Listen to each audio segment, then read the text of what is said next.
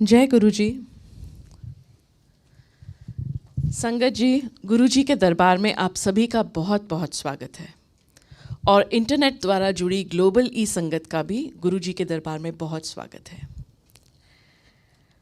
For some reason today I was inspired to talk about one of Guru जीज वाक्य। वो कहते थे कि 90% तुम्हारी प्रॉब्लम्स जो होती हैं वो मैं ले लेता हूँ, तुमको सिर्फ 10% सहनी होती हैं। और उस 10% में भी हम इतनी शिकायत करते हैं और इतने परेशान हो जाते हैं, बट ही सेड 90% तुम्हारी प्रॉब्लम जो है वो मैं पहले ही ले लेता हूँ।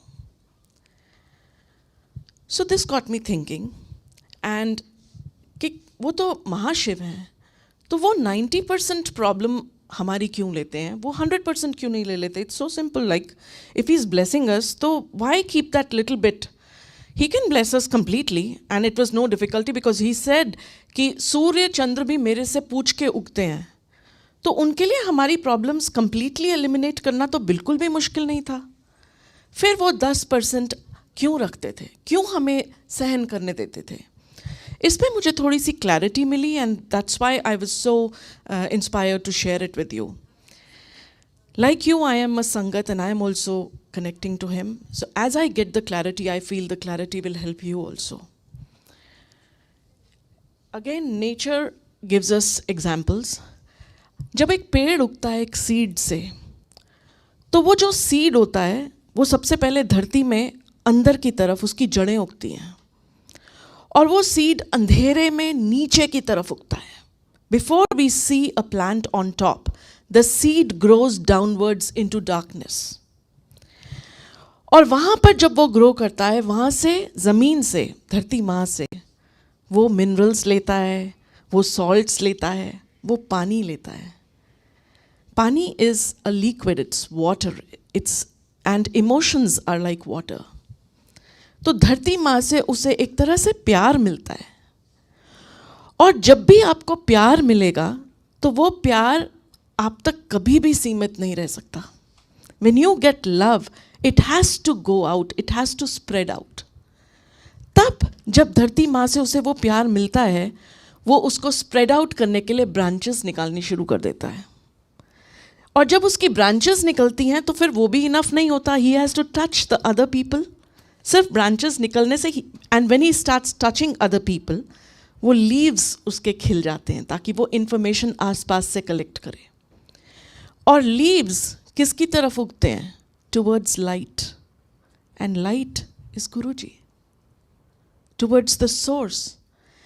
And those leaves open towards light और लाइट से वो एनर्जी लेके फिर क्या बनाता है? एक फ्रूट। और फ्रूट क्या करता है? फ्रूट खुद नहीं यूज़ करता अपनी एनर्जी, वो एक सीड के लिए एनर्जी सेव करके रखता है और फिर से वो सीड को देता है और सीड फिर से ज़मीन के अंदर जाता है, अंधेरे में जाता है। The same process starts again. अगर हम उस अंधेरे को, उस सीड की अंधेरे में जर्नी को तकलीफ़ समझें हमारी ज़िंदगी की, अगर वो हमारी तकलीफ़ें हैं, तो पहली बात तो कि अगर वो हमारी तकलीफ़ें हैं तो हमें वो जो 10% गुरुजी देते हैं सहने के लिए, वो क्यों देते होंगे? एक पौधा जो एक पेड़ पे उगता है उससे न्यूट्रिशन लेता है, दूसरे पेड़ पे फैल जाता है उससे न्यूट्रिशन लेता है, अपना सीड बनाता ही नहीं है, ज़मीन के अंदर कुछ डालता ही नहीं, अंधेरा सहता ही नहीं है, उसको हम क्या बुलाते हैं?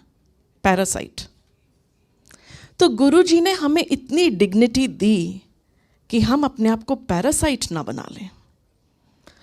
तो वो 10% का अंधेरा जो हमारे हिस्से में उन्होंने डाला है वो तो हमें सहना ही है और वो तो हमें खुशी खुशी सहना चाहिए, क्योंकि उसको, उस 10% की तकलीफ से गुरुजी हमें हमारी डिग्निटी इंटैक्ट रखने में हेल्प कर रहे हैं। Isn't it wonderful? Like this is what I felt. Why would he keep that 10% to himself? वो तो भगवान है, तो वो 10% भी अगर वो नहीं हटाते तो वो भी हमारे लिए नहीं हटाते ताकि हमें अपने आप से शर्म ना आए। So I felt I should share this with you today. आज Rita and Girish Arora uncle and aunty की 50th वेडिंग एनिवर्सरी है and they are with us. आज हम उसे यहाँ पर सेलिब्रेट भी करेंगे और रीटा आंटी अपना सत्संग हमारे साथ शेयर करेंगी. एंड उनके सत्संग से भी I am sure every one who shares a satsang, हर सत्संग में आप ये चीज़ रियलाइज़ करेंगे कि वो सिर्फ 10% जो है वो हमारे हिस्से आता है. जैसे कौवा उसमें पानी में ऐसे एकदम से, वो काक स्नानम नहीं कहते कि ऐसे एकदम से स्नान करके जाता है, टच करके उतने में ही स्नान हो जाता है उसका. इफ़ द होल रिवर और pond is the difficulties, he just touches and goes away. That's what Guruji gives us. तकलीफ को इतना छोटा बना देते हैं. तो रीटा आंटी प्लीज़ आइए एंड अपना सत्संग शेयर कीजिए. जय गुरु जी. जय गुरु जी.